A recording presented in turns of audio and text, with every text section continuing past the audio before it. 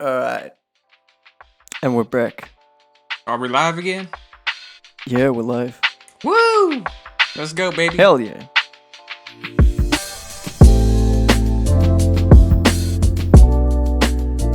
What's good? How's it going, man? It's going good. How you doing, bro? Doing good, doing good. Second episode. Who would have thought? Second episode. Only God knows what it was to make the first one. It was horrendous, Yeah. but we got through it. Yeah, and we got a name finally. Yep. Yeah, so... So you want to say it? Because people haven't already, saw Hey, it. you got to make it official. It's only Yeah, official that's when you true. say it. That's true. But yeah, welcome to the Collab Gem. It's your hosts, the Plan Beats. And Darrell Banks. Good cue. Already going terrible. Yeah, of This course. this is what people are signing up for. Spending an hour of their day listening to us. Yep. Thank you. Yeah, thank you. I mean, that's charity work. If you can somehow deduct that into your taxes, go ahead, because we appreciate. Thank you for tolerating us. Yeah, I feel like our podcast stats is probably gonna show like the first 5 minutes and then just peak down. Yeah, it's just gonna drop off, but that's all right. Yeah. I mean, I think it's better than doing live shows on Instagram, and you're not that prone to getting people over, and you're like just basically talking to yourself live. Right. And there's That nothing wrong sucks. with it, but to me that would make me cringe with myself. That's demoralizing. Yeah, I mean, I would just end it. I'm not. If nobody's, it just says 0. I'm ending it. that's kind of harsh though. I mean, I'm just saying. Yeah. no, I mean don't listen. It was so goddamn harsh. Like, no, I mean, it is tough. It is tough to but you gotta start. But you gotta start somewhere though. I mean, you don't know if your live is gonna if your live is gonna get people around if you don't try it. No, that's Right. true. But you should already have followers, like before you even try that. Some people be trying Yeah, it with but like 50 people. yeah, but the thing is, I don't have a lot of followers. I have like 700 or something on Instagram. And I remember, I think it was when I just hit like 600 or something. I tried to do a live, like making beats. And after 5 minutes, I was like, nah, I can't be like here because no one is showing up. And if someone shows up, it's just gonna be one person, and they're gonna be like, oh damn, I can hear the crickets. And I was like, nah. You know what's even worse? It's like when that one person shows up and then they realize nobody else is there. So then they just feel like awkward. So they Yeah, leave. and They just pop and in for a it's second. They're like, "Oh, nobody else is here. I'm out." and that's tough because then you're left in that position where it's like, am I really gonna be the only one here, or am I gonna be the only one here and leave? Right. You know. Yeah. And I guess if you follow the person but you don't really like connect with them or Mm-hmm. something, it doesn't really matter. But if it's someone you know and you're like, I guess if it's someone you really know, you'll want to support, you know. But like personally, I don't have. It's not that I don't have the time for lives, but it's like I got stuff to do. I rather do my stuff whenever it fits my time slots, rather than like, oh, there's a live going on, I gotta jump on it. I really never had much of a patience unless it's like an important subject or something. Yeah, I've never been a fan of that, or even watching people's lives. It's the thing. I mean, if the live is interesting, depending on the topic or things, but like it is obligating you to reschedule your day to all of a sudden have to check that live. Yeah. So usually when it comes to live shows, I'd rather just watch them afterwards. Yeah. Post. Yeah. Post Yeah, live. Yeah. Me too. yeah, Instead of being there in the live, then you have to worry about internet connection issues and stuff like that too. It goes on. yeah. The only bad thing is that with Instagram you can't check the lives later. Like if it's on YouTube, it stays on YouTube. Yeah. That's whack. But like, yeah, and on Instagram it's even worse because if you're on YouTube looking at a live, you can just look, you can watch it and all of that, but do stuff at the same time, even on your phone and all that. If it's on Instagram, unless you're watching on your computer, Mm-hmm. like all of a sudden you can't do anything with your phone if you're like just chilling in bed. True. Like you want to reply to a message, you gotta log out of the live and go back. Or maybe you can. I don't know. I mean, I suck at technology, so maybe it's not Oh, even it's I thought you were possible. the So, IG but I don't man. think. No, man. You're I'm supposed to not know these even. things. No, man. I'm 65 at heart. You look 65. Thanks. Yeah, it's You're welcome. and that's because I washed my face. Otherwise, I would look 85. What are we going to talk about today? Whatever you want to talk about. Where should we start? You tell me. So let's talk about Neil. Yeah, no, I'm kidding. I'm not gonna pick up on it. We did get a suggestion on a topic a while back to bring back or to bring up on the podcast, Yeah. which was sound design, and I guess overall sound selection. I guess this would be not specific to like sound kits, but like everything from making beats. That's really deep if you want to go down that rabbit hole. Sound design in general. Yeah, but I mean, you have been creating a lot of sound kits lately, right? Something like that. Something like Yeah, that. How many yeah, I how have. many sound kits you got on hand right now? More or less. I know that Oh, last year alone you created a fair amount man, of I them. can't. I haven't even been keeping track. I can't even tell you. It's quite a bit. Your sound kits are like crazy detailed though. You think so? I think so, cause I mean, I haven't really purchased a sound kit. I think the only sound kits I've been purchasing lately are Paint's sound kits, DJ Paint 1. Yeah. But other than that, I usually have been following the routes of like Splice, Noise, Mm-hmm. stuff like that, where you can download per loop, because I'm not as avid like using sound kits nowadays. Arcade. Arcade, bro, arcade. Don't even get me started on arcade. Like, I don't. I'm probably just spilling out like the goodies out here, but bro, arcade from Output is so fire. Yeah, I know. And you tried it, right? You've been using it as well, not as much as I have. Yeah, But I haven't been like way into it like you have, but I have been using it. I guess just use it like just for like sprinkle stuff, just stuff ear candy. The vocal stuff is fire. That's fire. they have stuff from like their plugins, really, which they use it as a different type of library. But the vocoders and stuff like that, they really have a lot of crazy stuff. Most of my latest beats have had like stuff from arcade lately, and it's just because the thing is, my when I first started making beats, one of my biggest challenge was sampling. Oddly enough, and once I understood how sampling worked and all that, like I became kind of hooked on it. And arcade gives you somewhat of a mixed experience Mm-hmm. Yeah. between like sampling and like composing, because you also have libraries where it's like actual instruments. True. So you have the best of both worlds. You have instruments and you have like these sort of chopped samples. And the dope thing about arcade too is that you can use it as a sampler itself. So you can just drag and drop your own samples to it. Oh yeah, I totally forgot about that. Yeah. So it'll automatically chop it up by 16 notes, I think, or something like that. And it'll give you like you can choose between a few settings, and it'll give you like some default parameters, but then you can like switch the effects that it brings with, like how you want each sound to be chopped up, or how long you want it to be chopped up, like Uh-huh. if you want it to loop or just go back and forth as it reaches the end of the bar. Like there's a lot of detail when it comes to using it as a sampler. That plus the massive library, and they're updating it on a weekly basis, I think. So every week they add even more libraries to their lines. That's what they call. So each instrument Mm. or group of instruments is called a line to them. And so you have this massive instrument plugin that you can just use as an effects plugin, really, because if you drop your sample and you use its effects, it's even doper. That's crazy. I got to get into that, man. I completely forgot that was a thing. Bro, the sampler is crazy. So you could put like an actual sample in there. Yeah, you can just drag and drop your loop, and it'll chop it up for you, and then you can go in and actually like tweak each of the chops. Oh hell yeah! Hell yeah! Hell yeah. Yeah, I Yeah, gotta get bro. on that.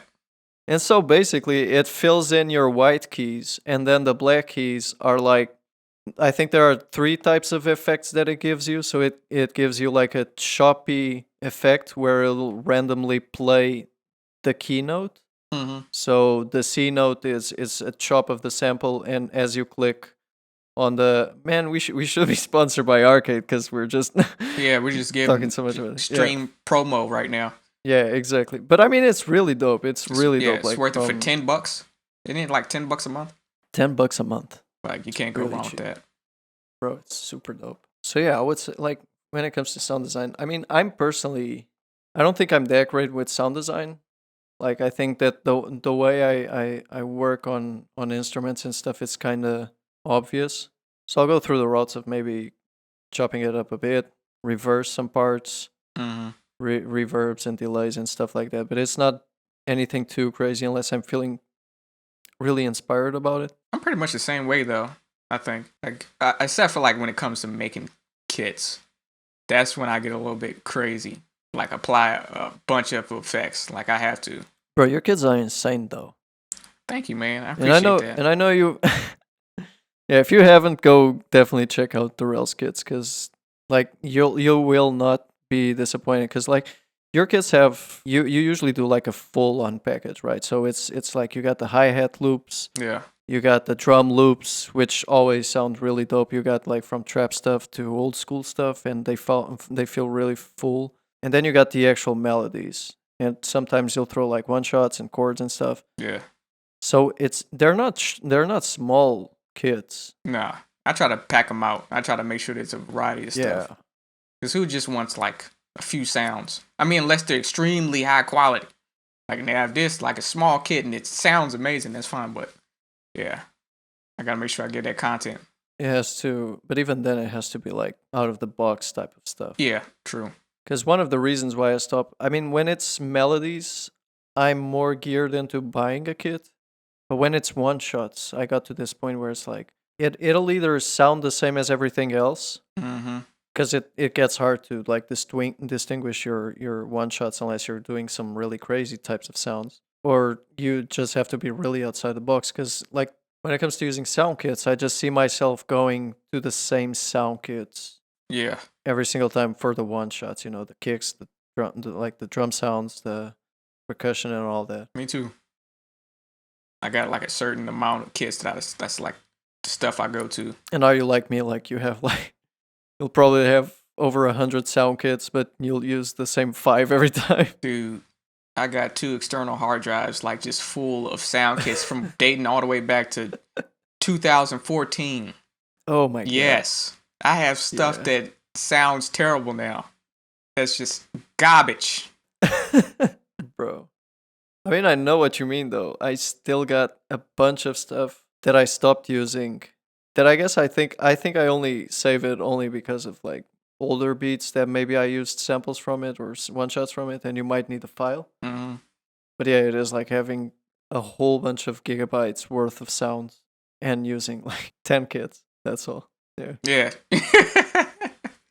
Yeah. So like when it comes to the drum sounds, I always use the same thing. I guess what I'm always looking more for nowadays is like weird percussion sounds, like Foley and stuff, all of that type of thing, just to really give that. And I think it comes a lot from like the lo-fi sound, where they use these sort of, it feels like crunchy sounds. Yeah, like they're crinkling up potato chip bags. Yeah. Bro, And- like don't even like Tantu. yeah, I know Tantu. that It's dude, fine. That's fine. It's fine. Like he's creative as hell. He launched a contest with Lays, or if I'm not mistaken, right? It was Lays. Yeah, I think it was Lays. Yeah. Bro, that dude. When it comes to sampling Tantu, it's on on another level. I've watched that dude grow from almost from the beginning, and just his journey is insane. Like he literally, I don't know if you saw this, but a couple of years back, he literally sampled a tweet. I don't doubt it. I didn't see it, but I don't doubt it. I think it was Kanye's tweet. I might be wrong here. Tantu, I don't think you're listening. So Kanye tweeted something. I thought you was talking like a tweet from a no, bird. no. You mean An how actual do you tweet. sample how No. do you sample So- a tweet? So I think it was a Kanye tweet. I could be wrong. Maybe it was his own tweet. Mhm. It was a while back, so I forget. So apologies if I'm wrong. But I think basically there was this Kanye tweet, and he just ran it on Google Translator. So text to speech, and it just spoke the tweet, and he sampled that, and he turned it into a whole track. But he didn't like sample as, oh, it's gonna be a hook. No, he like used it all and chopped it up and used like to transform to sounds Made it into kick and snares and actual synths and stuff. Like, because that's a lot of what he does. A lot of the times he just picks random sounds and he'll transform them completely and turn them into plugs and synths and all of that. bro. I tell you what, like when it comes to like making kits and stuff, it's so interesting how you can take one sound, like a kick, for example, and turn it into so many other things just by pitching it. I've turned like just me hitting the table, sampled it, and then pitched it up super high and made a hi-hat out of it. Like, Yeah. you'd be amazed what you can fucking do. Bro, I know that when I first started, I was already amazed that you could turn a kick to a bass in a certain way, you know? Yeah. But just to see how much you can like switch things around, like to see a dishwasher or something like that being recorded and then turned into a synth and then just doing chords of it and all that, bro, that's insane. Yeah, that's You know. next level. I haven't gotten there yet. Bro, Maybe I one wish day. I had like. Maybe one day. I mean, I don't think I would be good at it, but I don't even have the patience to like. To even record. Yeah, to even record, because you probably can just do it on your phone, but in my mind you'd be like, I need an actual cord to pick up but you don't really, like, if you pick up your phone you can just clean it up and all that. Yeah. But it's my lack of, I think it's just laziness. It's not really lack of patience, it's just laziness. I can't really say it's anything I feel else. you on that. I feel you on that. Because when I was making one of my kits, I think it was Diamond Stash 3, I was recording a lot of sounds myself. And I just got to a point where I just didn't even feel like recording no more. I was like, I don't even feel like setting up the mic to do this and record all this shit. Bro, I can feel you on that. But I don't know if it's like you get to a point as a producer where you're like, no, I gotta do more. Like, this, just using VSTs isn't enough for me. I need to like transform the sounds and all that. So I don't know if it's like a natural grow into your production, or if you have to be like this actual type of creative that just like, here's your coffee machine, do a beep, and you're like, you know what? Strings. Yeah. I'm like, strings? How do you turn a beep into strings? And then, yeah, goddamn Hans Zimmer over here making beats. Hans Zimmer. I wish I was able to get my mind into focus into that type of thing, because building sounds like that is just amazing. I'm always amazed when I see people do stuff like that. Yeah, and I know that has to feel amazing too. I mean, just speaking from my experience of just recording stuff, and like I've recorded some shit that you would never think would be a snare. And I didn't even think it was going to be a snare, but I kept messing around with it, adding distortion and all types of stuff and envelopes and tweaking it and tweaking it. And I was like, man, this sounds fire. Throwing it in the kit. It's like that meme, that producer meme where normal people hear a thump in the desk and they're like, oh, damn. And then there's the producer like, oh, I'm a sample that. What's the weirdest thing you ever sampled? A fart. No, I'm kidding. you're like, I wouldn't be surprised if you really did that. No, hell no. No. I wouldn't. The weirdest thing that I've sampled. That's a good question. I don't even know. Because the stuff that I sampled was just like stuff around me, like hitting the table or hitting the can or shit like that. It's never nothing that weird. That's fair though. Oh, you know what? Now I think about it, it's not weird, but it was just around the fucking house. A fucking rain stick. Rain stick? Yeah. Is that like that weird percussion thing that you flip? Yeah, it's actually a percussion, that you flip and shit. Yeah. That's not weird, but I was like, oh shit, this is in the house. I'm gonna sample it. Gotta love it when you find random instruments in your house. The other weirdest thing is my voice. Sampling that. So did you do that recently? Because we did have a conversation. We were like, yeah, I am recording my vocals, but you were very secretive of what you were doing about it. Yeah, that was something else completely different though. That had nothing to do with my kids. That's but I did. I I do have some voice chops from when I was testing my mic that I'm going to use. Okay. Yeah. Okay. Hell, I might sample this whole podcast. Just take bits and pieces of what we're saying and put it in the kit. Yeah, next kit, the Gem. No, but that's dope, bro. I mean, you released a lot of sound kits last year. I didn't even release one. I mean, when it comes to sound kits, I don't know what it is. I just can't get my mind into it. I think I get too much on my head because I don't think I'm that much of a like I'm not too crazy when it comes to progressions. Like your sound kits, your loops are like 8 to 16 bars long, if not even longer sometimes. Yeah. And it's not like repetitive. It's like it actually like flows in and almost sounds like a full composition. But like, does it feel hard to you when you get into a sound kit? Because you're doing everything else at the same time. So you're not just doing the sound kit. You're still making the daily beats like we discussed earlier, and you got your projects and all that. Mm-hmm. So when you're designing loops for your sound kits and all that, and considering how complex each of your loops are usually, do you feel some time of do you feel like creative blocks throughout your process, or does it feel natural to you towards like till the end? Yeah, I always feel creative blocks, especially with everything else going on. But I just, But you're fairly quick. yeah, yeah.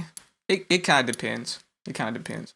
But usually when I've got other stuff going on and I'm working on kits, I just like break it up in sections. Like I'll start a loop idea, go with that, and then once I hit a block, I'll come back to it later.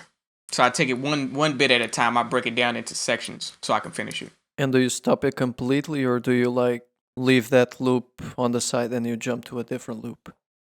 Sometimes I stop it completely, or sometimes I will like jump to something else.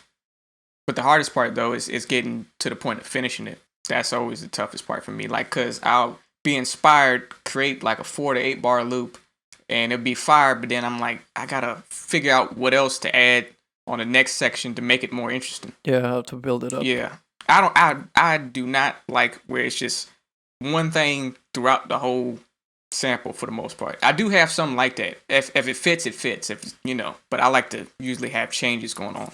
I mean, that's normal, right? And I think that's one of my issues when I make sound kits is that I'm not that great with creating super long loops. So I might be able to do a good progression of 8 bars, but when it comes to like extending it to 16, I'll feel like, okay, but what can I do that'll be that different now? Right, that's a tough part to figure out. Yeah. And you really want to make sure that people are getting a bang for the buck, regardless of how much you're charging. I mean, I've seen people charge $50 for a kit. I've seen people charge $150 for a I kit. don't know about all that. I've seen it. I mean, it's more mainstream producers. I'm not gonna name names. But I have seen like bigger producers drop kits with hella high prices. And I think that what you're buying there at that point is more like the name, because they might have contracts. I don't know if they all have contracts, but some sound kits or a lot of sound kit sellers do have contracts where if you get a placement, it's a split between you and the sound kit creator. Mm-hmm. Mm-hmm. So it's royalty free, but you still have to split when it comes to actual big placement. Yeah. So if you got a big name on the beat as your co-producer, I guess it helps. Like it possibly helps with sales. But still, bro, like I would never like buy a kit for $300. Hell no.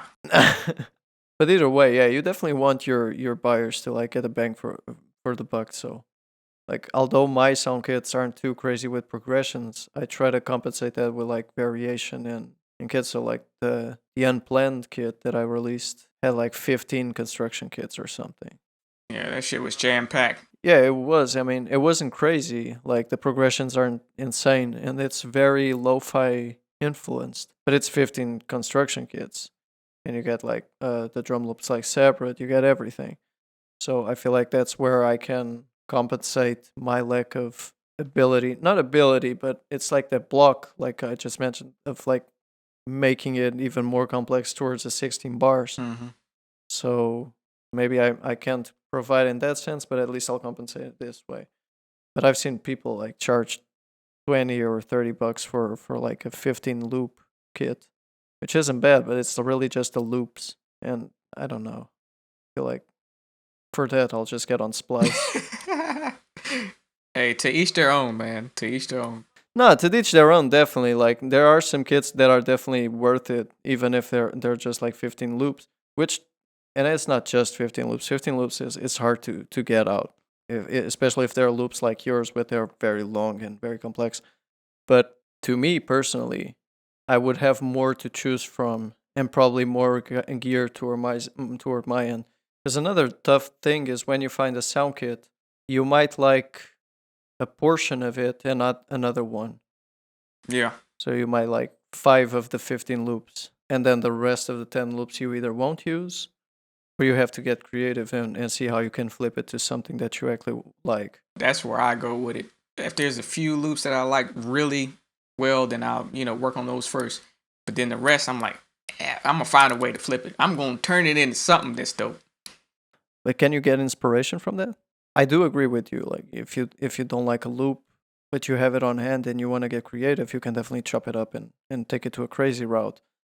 But sometimes it gets hard to get in that creative mode if the thing you're using or the sound you're using just isn't syncing up with you. So you might be able to chop it up to something insane that you'll ultimately like a lot, but you got to get your mind into it. Like, you know what gets my mind into it? The challenge of it. To challenge myself to take this and turn it into something that you wouldn't even think, that's what I sample. That's what gets me into it, the challenge. Like, I'm challenging myself. Like, let me take this crappy loop and flip it into something dope. Basically, you're using all of my No, kits. that's not what I meant. No. Okay. Outside of the of my kits being or not being crap, you did flip a lot of my loops in a way that I was like, did you though? Because I can't recognize this. Like, there's no way this is mine. I do that with a lot of people's stuff though, in general.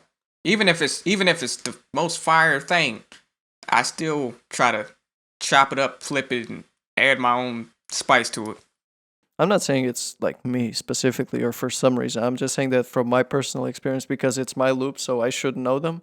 Yeah. But you flip it in such a way that I don't even recognize them. But that's a good thing.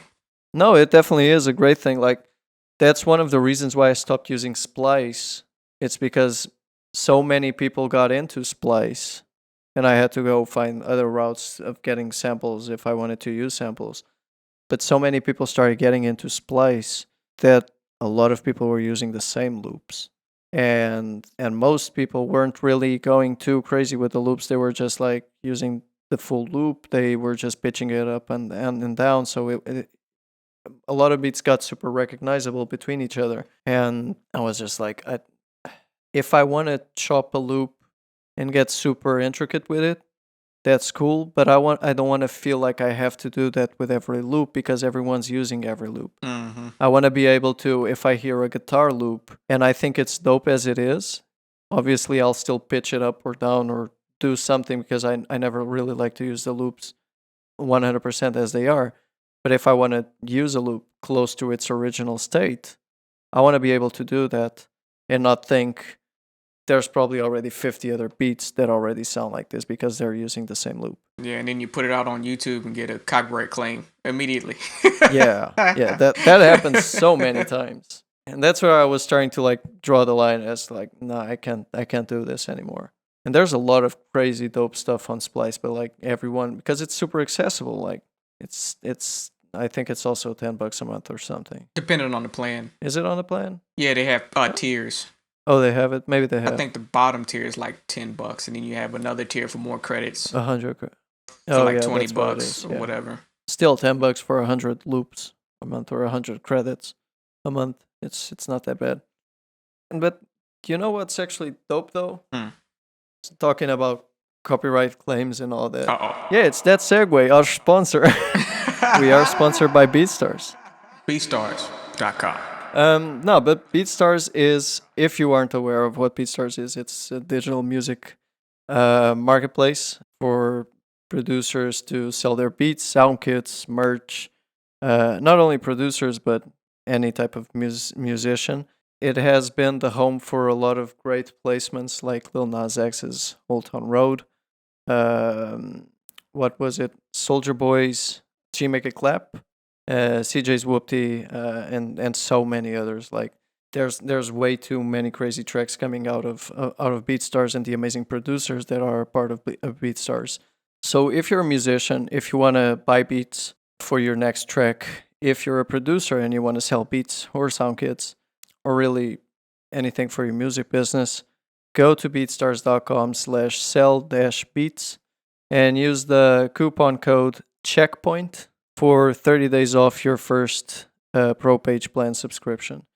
And that will get you a Pro Page, which is essentially a website for you. So you don't have to go through the hassle of actually creating a whole website and figuring out how that works. BeatStars has its own platform for you. It's super easy to edit, and you can have your own homepage today to host your beats, your tracks, everything.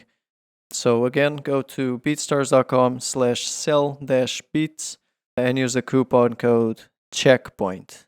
And yeah, 30 days off on us.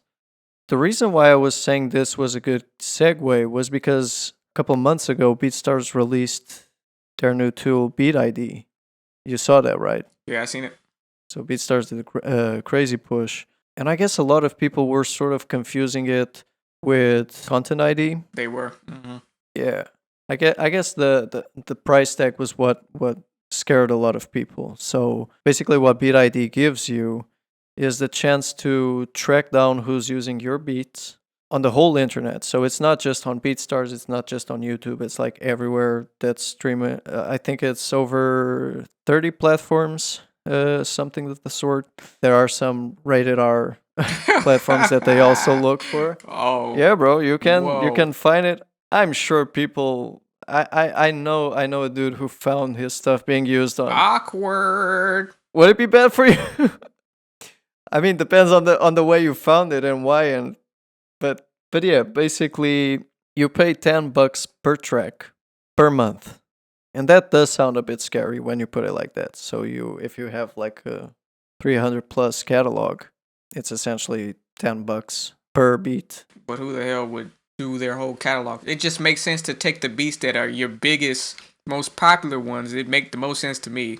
And run that through it. Exactly. Not all your catalog. Exactly. And I think that's what people weren't really grasping at the time. They and it wasn't all of them. Like obviously a lot of people thought the way you just did and I did as well at the same time at the time. But I guess a lot of people just saw the price tag and they saw their catalog and they were like, I don't even make half the money to justify. I'm going bankrupt. Yeah. But that's not the point. Like the point is, go check your stats. Check the beats that have the most plays or the most free downloads or even the most sales. Mm-hmm. And track those down. And you don't even have to track them down forever. You can just track for the first month and then turn it off. And it'll just charge you that $10 for that month.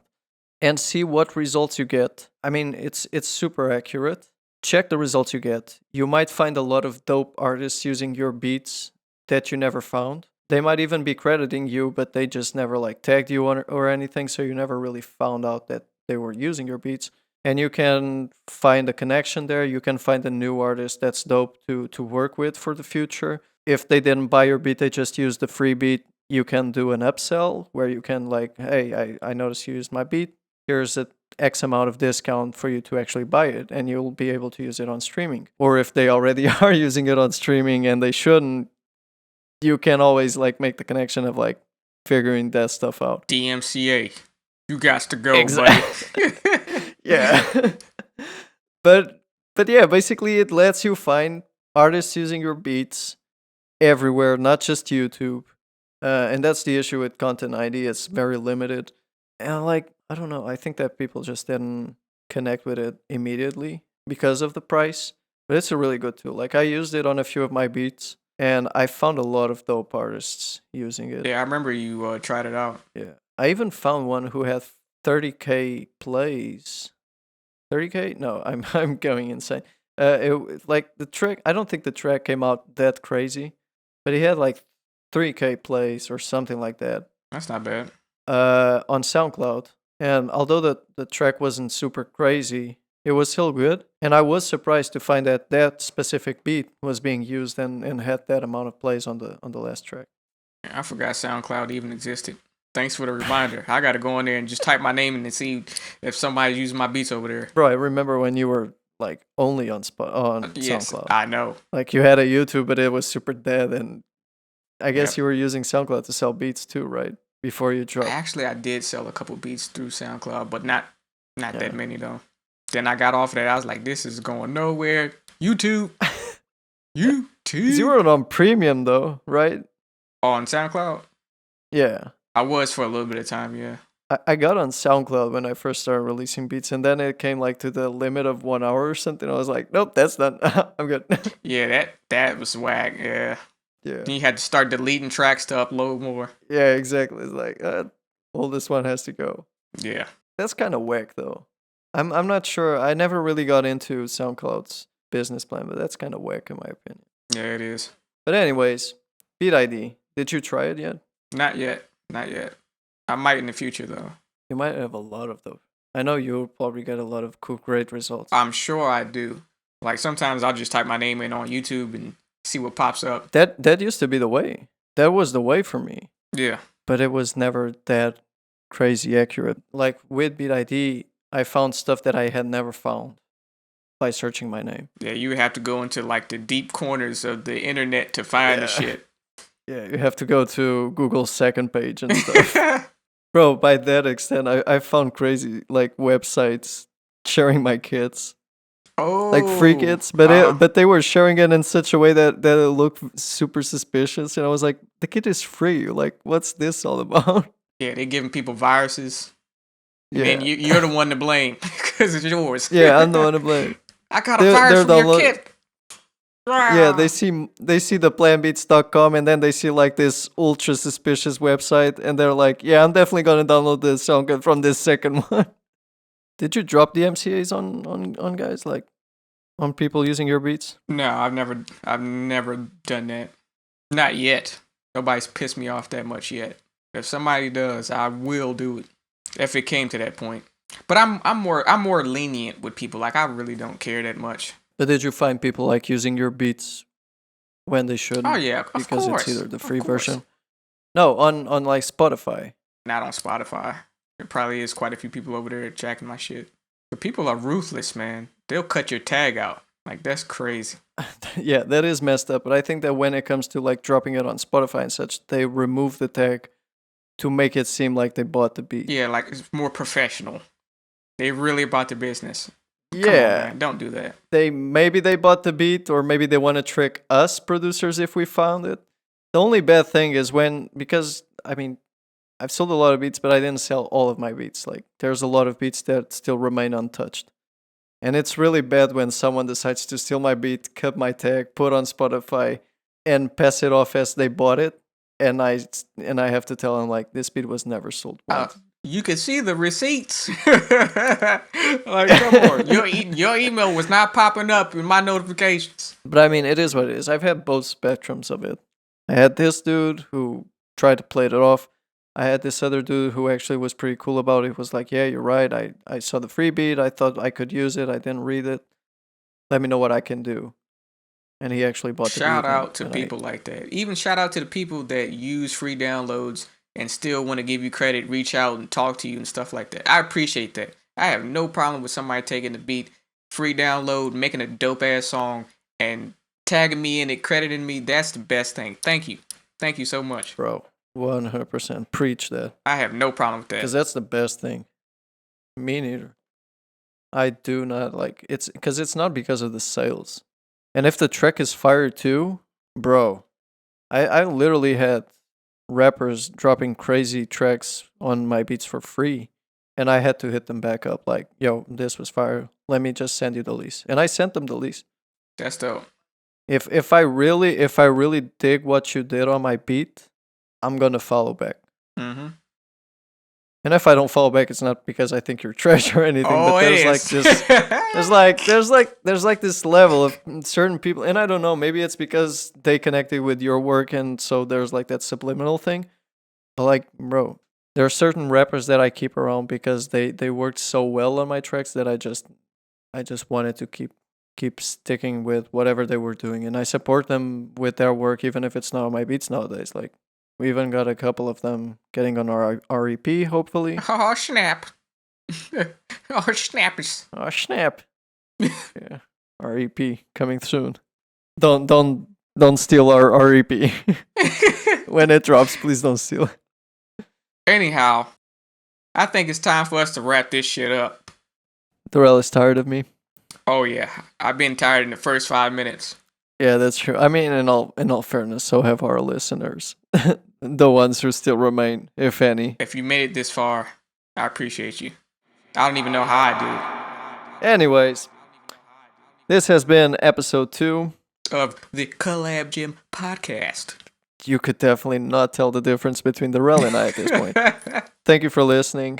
We'll catch you next week, hopefully. And yeah, play the outro. There's no outro, but let's just fuck it. Yeah. I feel like that's a Seinfeld type beat. Alright, everybody. Have a good one. Peace.